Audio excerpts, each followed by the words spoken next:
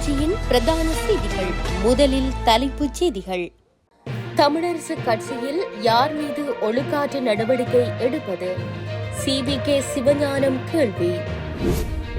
மக்களை திசை திருப்பும் தமிழரசு கட்சியினர், வெளியான அறிக்கை. தமிழ் பொது வேட்பாளருக்கு உயிர் அச்சுறுத்தல், விளக்கமளித்துள்ள சுமந்திரன். மூன்றாம் உலக போருக்கான அறிகுறி, அணு ஆயுத வீச்சுக்கு இடத்தை தேர்ந்தெடுத்த ரஷ்யா. தொடர்பான விரிவான செய்திகள். இலங்கை தமிழரசு கட்சி கட்சியாகவே இருக்கிறது. கட்சிக்குள் என்ன நடக்கிறது என்பதை மக்கள்தான் புரிந்து கொள்ள வேண்டும் என இலங்கை தமிழரசு கட்சியின் துணைத் தலைவரும் வடக்கு மாகாண சபையின் அவைத்தலைவருமான CVK சிவஞானம் தெரிவித்துள்ளார். குறித்த விடயத்தை யாழ் ஊடக அமையத்தில் நேற்றைய தினம் இடம்பெற்ற ஊடக சந்திப்பொன்றில் கலந்து கொண்டு கருத்து தெரிவிக்கும் போதே அவர் குறிப்பிட்டுள்ளார். இது தொடர்பாக அவர் மேலும் தெரிவிக்கையில், தமிழரசு கட்சிக்கு கொள்கை இருக்கிறது, அது நிலையாக இருக்கும். சுமந்திரன் மீதும் தவறு இருக்கின்றது. கருத்து சொல்வதற்கு சுதந்திரம் இருக்கின்றது. அதற்காக எல்லோருக்கும் அந்த சுதந்திரம் இல்லை. தற்போது ஜனாதிபதி தேர்தல் இடம்பெற உள்ளது. அடுத்து வரும் காலத்தில் பல்வேறு தேர்தல்கள் நடைபெற உள்ளது. அந்த நேரத்தில் பலரும் வருவார்கள். அந்த நேரத்தில் நாம் முடிவுகளை எடுப்போம். இத்தகைய நிலையில் யாருக்கு யார் ஒழுக்காற்று நடவடிக்கைகள் எடுப்பது? தலைவருக்கு எதிராக எடுப்பதா? கட்சியை பொறுத்தவரையில் கட்சியை ஒவ்வொருவரையும் பலர் சந்திப்பார்கள். தமக்கு ஆதரவு தருமாறு கேட்பார்கள்.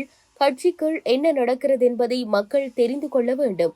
தமிழ் தேசிய கூட்டமைப்பாக ஒன்றிணைந்து செயற்பட வேண்டும் என்பதே எமது விருப்பம் என அவர் மேலும் தெரிவித்துள்ளார். தமிழரசு கட்சியினர் சஜித் பிரேமதாசவை ஆதரித்து சுவரொட்டி மற்றும் துண்டு பிரசுரங்கள் ஊடாக மக்களை திசை திருப்பும் செயற்பாடுகளில் ஈடுபட்டு வருவதாக தமிழ் தேசிய பொதுக்கட்டமைப்பின் நிறைவேற்றுக்குழு உறுப்பினர் ஜதீந்திரா தெரிவித்துள்ளார். தமிழ் தேசிய பொதுக்கட்டமைப்பின் நிறைவேற்றுக்குழு உறுப்பினர்களால் நேற்றைய தினம் திருகோணமலை மாவட்ட காரியாலயத்தில் ஊடகவியலாளர் சந்திப்பொன்று நடாத்தப்பட்டது.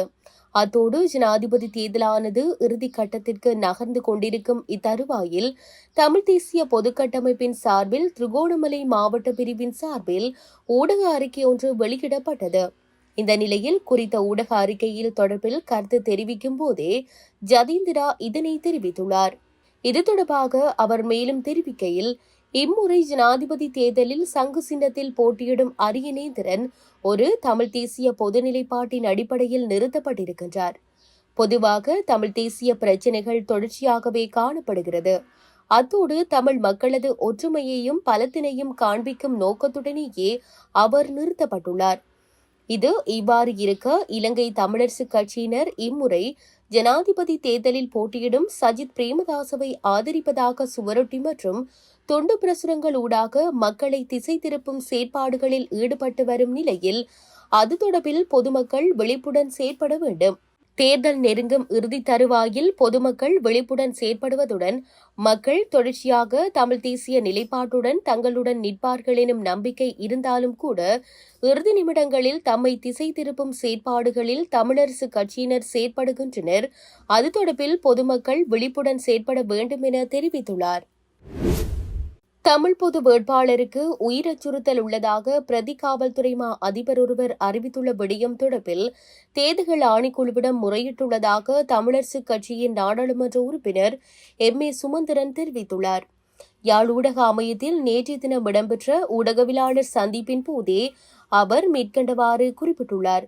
தமிழ் பொது வேட்பாளருக்கு உயிர் அச்சுறுத்தல் உள்ளதாக முன்னாள் ஜனாதிபதிகள் மற்றும் ஜனாதிபதி வேட்பாளர்களின் பாதுகாப்பு கண்காணிப்பு ஒருங்கிணைப்பு அலுவலகத்தின் பிரதி காவல்துறை மா அதிபர் பொது வேட்பாளருக்கு கடிதம் மூலம் அறிவித்துள்ளார். அந்த கடிதத்தில் உங்களுக்கு மக்கள் செல்வாக்கு அதிகரித்து காணப்படுவதாகவும் நீங்கள் ஜனாதிபதி தேர்தலில் போட்டியிடுவதற்கு நாடாளுமன்ற உறுப்பினர் சாணக்கியன் மற்றும் சுமந்திரன் ஆகியோர் அதிருப்தியில் இருப்பதாகவும் குறிப்பிடப்பட்டுள்ளது.